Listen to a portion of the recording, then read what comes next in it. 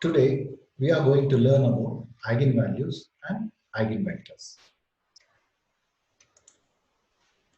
First of all, let's see the geometrical interpretation of a linear transformation. What does a linear transformation will do? A linear transformation, say A is a matrix. What I mean to say is a matrix defines a transformation. When is it said to be linear? We'll see it later. Time being, a matrix geometrically defines a transformation which transforms a vector from one space to another space. Suppose x is a vector, x is transformed to a vector y, then we say that y is the image of the vector x under the transformation matrix A, or in general under the transformation agent A.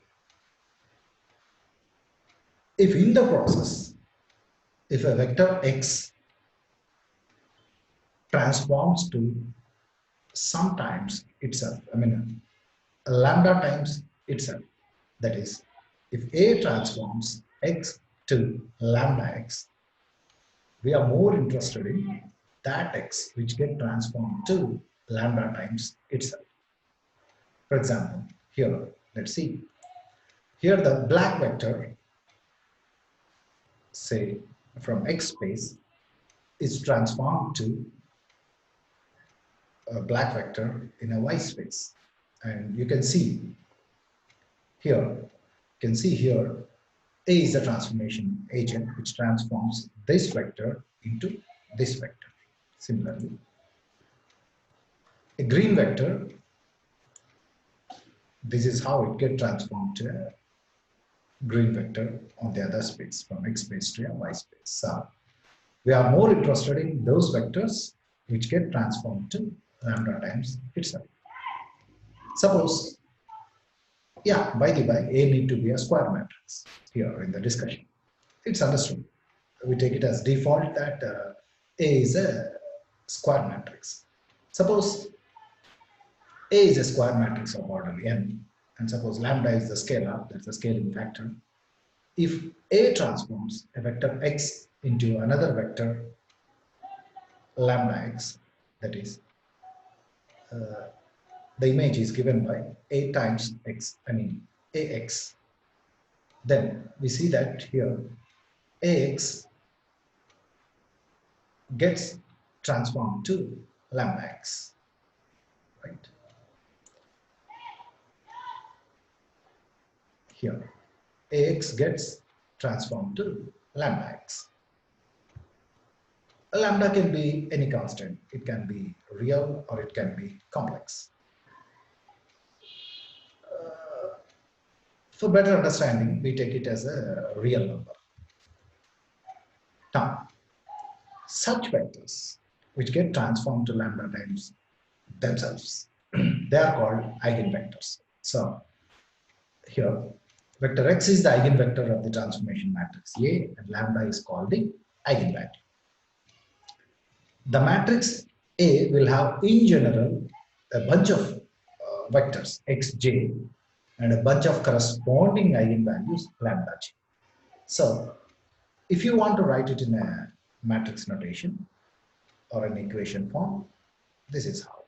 Ax gets Ax equal to lambda x, where A is a square matrix of order n by n.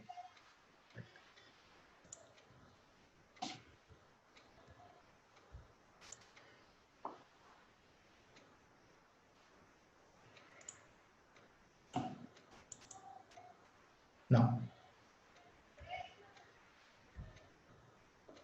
let's see the matrix equation involved underneath.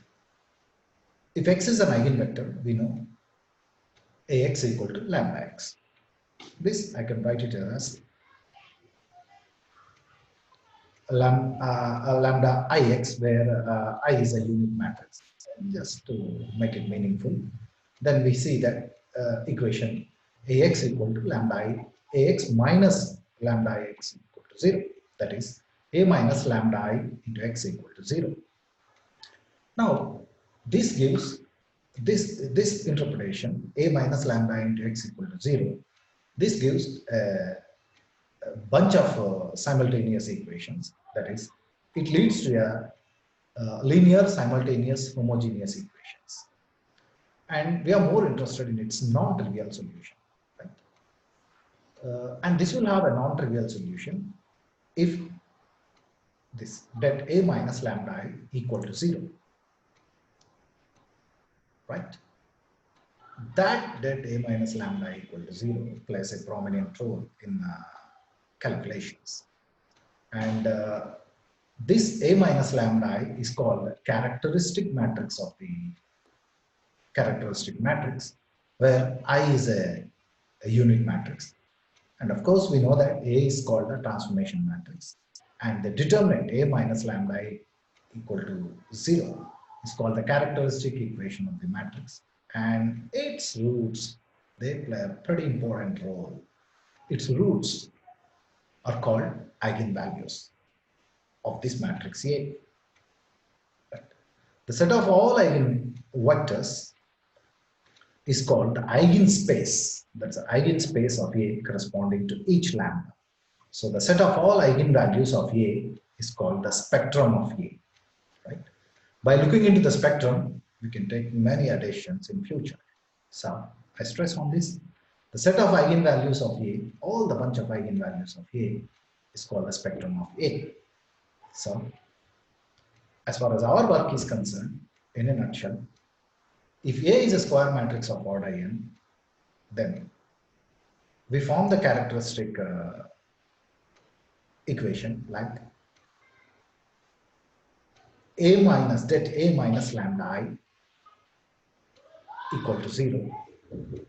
Then this is called the characteristic equation of the matrix A. Now, if I expand this determinant, that leads to a polynomial of nth degree, like this.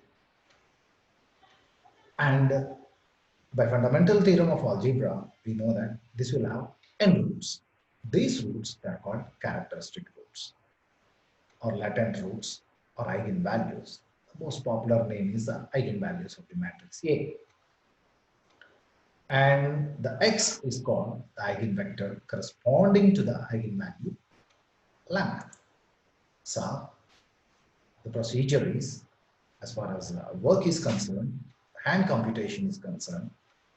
If it's an industrial size matrix, then MATLAB, Mathematica will come into your picture. But as far as hand computations are concerned, this is the procedure. So given a matrix A, we want to find its eigenvalues and eigenvectors. So what we do is, we know that if this matrix A takes the vector x to lambda times itself, then we know that x is called the eigenvector and lambda is called the eigenvalue. Okay, so ax equal to lambda x, bringing that to this side, ax minus lambda x equal to 0, that is a minus ax minus lambda I into x equal to 0. That a minus lambda I, that matrix plays an important role. So the procedure is, find the characteristic equation, that is, form the, given a matrix A, form the characteristic equation, that is, det A minus lambda I equal to 0. If A is a matrix of size n by n, that is, if A is a square matrix of order n, then this characteristic equation, when expanded, the determinant when expanded, leads to a polynomial of nth degree, and it will have n roots. So find its roots, and the roots are called the eigenvalues. That's how we find eigenvalues. Then for each lambda, that is, plugging each lambda into the homogeneous system, A minus lambda I into x equal to 0. Then you plug in each lambda, and the solution of this homogeneous system gives an eigenspace corresponding to that lambda, say lambda equal to lambda m. Right? Similarly, we plug in lambda equal to lambda 2 and get its eigenspace. What I mean is, we get all its solutions. Similarly, lambda equal to lambda 3 and lambda equal to lambda n, right? So as far as our work is concerned, this is the procedure what we follow in future. Form the form the characteristic equation that a minus lambda equal to 0. Find its roots. Its roots are called eigenvalues. Suppose normally we'll be facing 3 by 3 matrix, then it will have 3 eigenvalues. Of course, the eigenvalues may be distinct, may be repeated, may be complex, may be real. Whole bunch of things will happen. And looking at that spectrum, there is a bunch of eigenvalues. We take many decisions in engineering, core engineering branches like mechanical engineering, electrical engineering. Basically, that is basically used in the stability criteria of the system. We'll see all those things in coming videos. Now, this is what we want as far as our hand computations are concerned, right? Form the characteristic equation that a minus lambda equal to 0, form it, find its roots. Its roots are called eigenvalues. And to find the eigenvectors, solve the homogeneous system a minus lambda into x equal to 0, and its solutions are called the eigenvectors. There's a space. You got a bunch of eigenvectors corresponding to that lambda. That's called eigenspace corresponding to that eigenvalue lambda, right? Okay. In the next video, we'll see a couple of problems, how to find eigenvalues and eigenvectors. Okay.